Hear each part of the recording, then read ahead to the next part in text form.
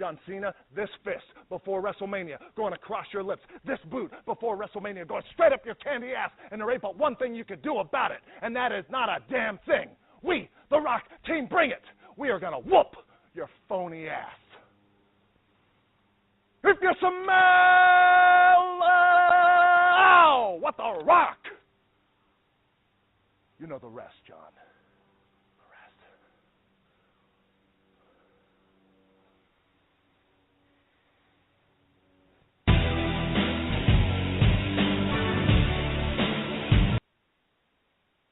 All right, so that was The Rock laying the verbal smackdown on John Cena, calling out John Cena for being phony, as John Cena had called up The Rock for, being a liar because The Rock didn't show up to, all the Raw and SmackDown events. The Rock just showed up, here and there. And as Rock was saying, that he didn't have to because everything John Cena's doing now, The Rock already did it. So Rock really ain't got nothing to prove. And pretty much called out Cena for not being a man. And that's why real men boo him. So that led... What you say about him? That bring back memories, man. Yeah, even though just 3 years ago. Yeah. So The Rock was just giving to John Cena verbally. And then The Rock made a surprise appearance at a Survivor Series 2011 where he interrupted John Cena's match and gave John Cena a rock bottom in New York City. And so that led to the feud at WrestleMania 28. Which since WrestleMania 28 was in Miami, that's The Rock's hometown anyway. So The Rock's gonna have the fan advantage anyway based on the crowd. Oh yeah. And real quickly, Villanova was able to hold off Providence as they won the game 63-61. So Villanova's going to be playing for the Big East Championship. And right now, North Carolina is 3 seconds away from upsetting Virginia as they're up 69-67. As they're 3 seconds away from advancing to the ACC Championship. That's a huge upset in college basketball. As they're now up 70-67. So the other feud heading into WrestleMania 28 was The Undertaker and Triple H. Now, Triple H didn't like the fact that Undertaker beat him in WrestleMania 27, because remember, Triple H came back, and he all of a sudden, after 10 years, he wanted revenge for when Undertaker beat him in 2001. So, in 2011, he was unsuccessful in getting his revenge against The Undertaker. So, Triple H came back in 2012 and said he wanted a rematch, but this time, Undertaker said there's going to be a rematch. It was going to be a Hell in a Cell match. So it'll be a Triple H versus Undertaker in a Hell in a Cell match. As the Undertaker returned on January 30th, 2012 to accept Triple H's offer after Triple H had, as Undertaker had Triple H last time at WrestleMania 27, Undertaker had Triple H leave the arena in a stretcher.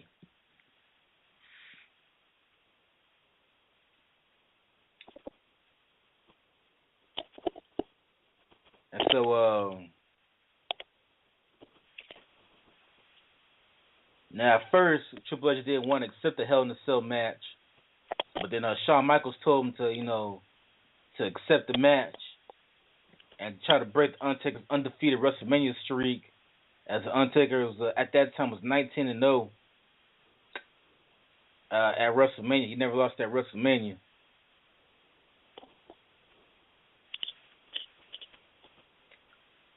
And so Triple H finally accepted Undertaker's match for a Hell in a Cell match after Undertaker called Triple H a coward, which made Triple H mad, and Triple H finally accepted his match. And Shawn Michaels was going to be the special guest referee for the match.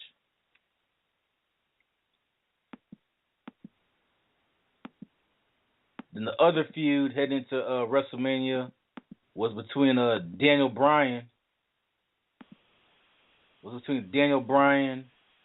And Daniel Bryan at the 2011 Money in the Bank pay-per-view, he defeated heavyweight champion Mark Henry.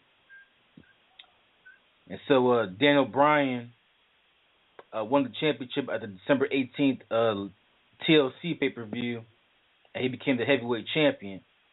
And so the feud leading up to WrestleMania was between Daniel Bryan and Sheamus, as Sheamus won the 2012 Royal Rumble.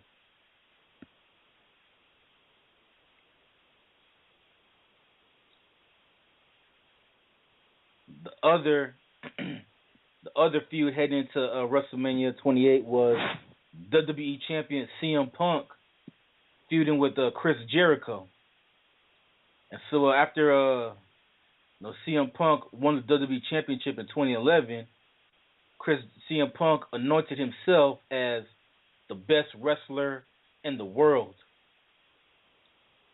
and that nobody in the WWE could beat him. And so Chris Jericho, who after being gone for over 2 years, made his return in WWE, and he challenged CM Punk because Chris Jericho said that he's the best in the world, not CM Punk. So this led to a match at WrestleMania 28 to see who's the best in the world, CM Punk or Chris Jericho, as CM Punk defended his championship against Chris Jericho. Feud was for the Intercontinental Championship, as Cody Rhodes, as we talked about yesterday about him, he's Dusty Rhodes' youngest son, and Cody Rhodes defended his Intercontinental title against the Big Show. So that was the feud leading into WrestleMania 27. And real quickly, North Carolina did it. They did. They pulled off the upset, and they beat Virginia 71-67. And so North Carolina is moving on to the ACC championship game tomorrow. As they'll play the winner between Duke and Notre Dame, which means Bowden and I, we both predicted the ACC wrong. As Bowden said, the University of Miami was going to win the ACC. I said Virginia's going to win the ACC, and we're both idiots. So that's it. So North Carolina upsets Virginia 71-67. So how about them Tar Heels? How about them Tar Heels? Shouts out to Michael Jordan. Yeah, even though I think Michael Jordan's going to more focus on his Charlotte Hornets right now.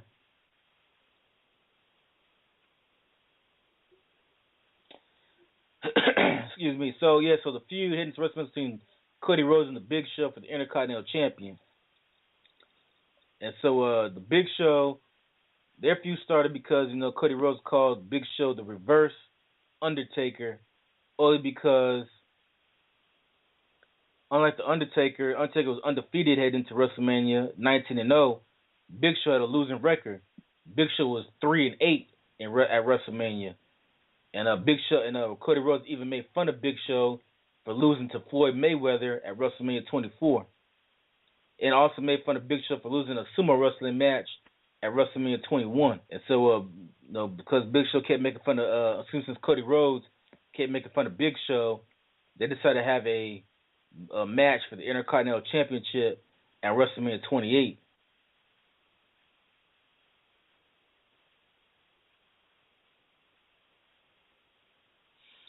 And the other match leading to WrestleMania was for the Divas Championship.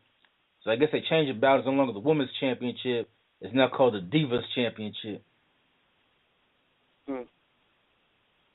As Beth Phoenix and Eve Torres taking on a team of Kelly Kelly and extra co-host Maria Mendoza. This feud started all the way back in 2009 when Beth Phoenix and Mendoza had a little thing going on back when they guest starred on Monday Night Raw in 2009.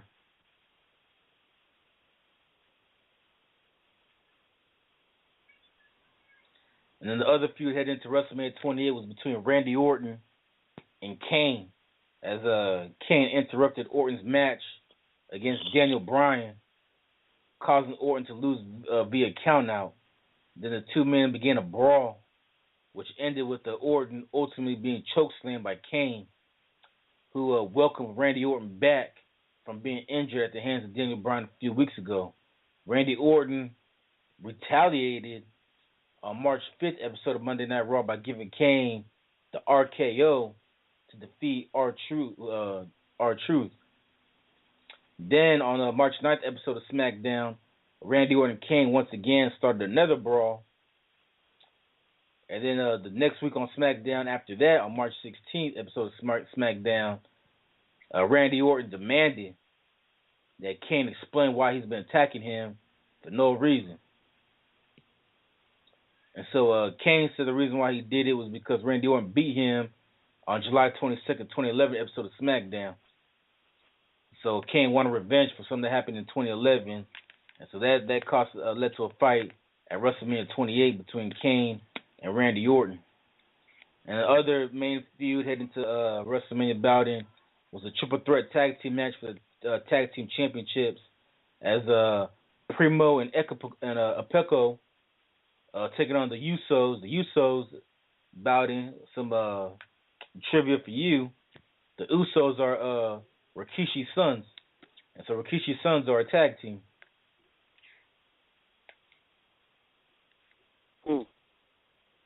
And they were taking on Justin Gabriel and Tyson Kidd. So WrestleMania 28 started off with the tag team match as the tag team champions, Primo and Epico, defend their titles against the Usos and Justin Gabriel and Tyson Kidd. And Epico hit Jey Uso with the backstabber as he pinned him to win the match. And Primo and Epico kept their tag team titles. Then the second match was between heavyweight champion Daniel Bryan defending his title against Sheamus. And so after giving AJ Lee a kiss for good luck, Daniel Bryan was surprised by Sheamus, who kicked him in the face and pinned him. And Sheamus beat Daniel Bryan in 18 seconds, making it the second shortest title match in WWE history. Then the next match was between Randy Orton and Kane. And Randy Orton and Kane, they pretty much went back and forth. Kane had the upper hand for a little while. Then Randy Orton came back. And Kane came back, dominated. He chokeslammed Randy Orton. Randy Orton kicked out. Randy Orton gained some momentum. He tried to hit the RKO on Kane, but Kane chokeslammed him and got the pin, and Kane beat Randy Orton. So Kane was able to get his revenge for what happened a year earlier. The next match battle was for the Intercontinental Championship as Cody Rhodes defended his title against the Big Show. So Cody Rhodes decided he was going to try to use his speed and quickness against the much bigger Big Show. But Big Show was able to dominate the match, and he was able to he punched Cody Rhodes in the face, knocking him out, as Big Show was able to win the Intercontinental Championship. The next was the tag team match with Kelly teaming up with Maria Menounos, taking on Divas champion Beth Phoenix and her partner Eve Torres. And Beth Phoenix tried to hit the Glam Slam on Kelly, but then Kelly tagged in Menounos, and Kelly saved Menounos from the Glam Slam and knocked Beth Phoenix into Eve, and then Menounos rolled up Phoenix for the win.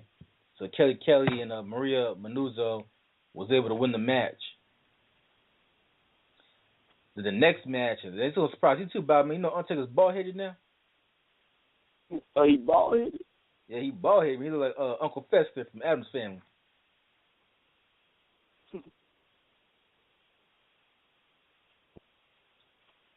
Yeah, you don't even look right, man. You don't even look right.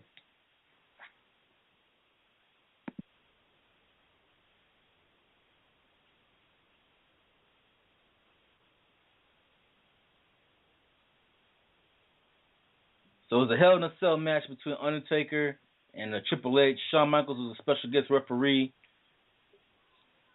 And this match was billed as the end of an era match. As as Triple H and Undertaker, man, they pretty much went back and forth inside the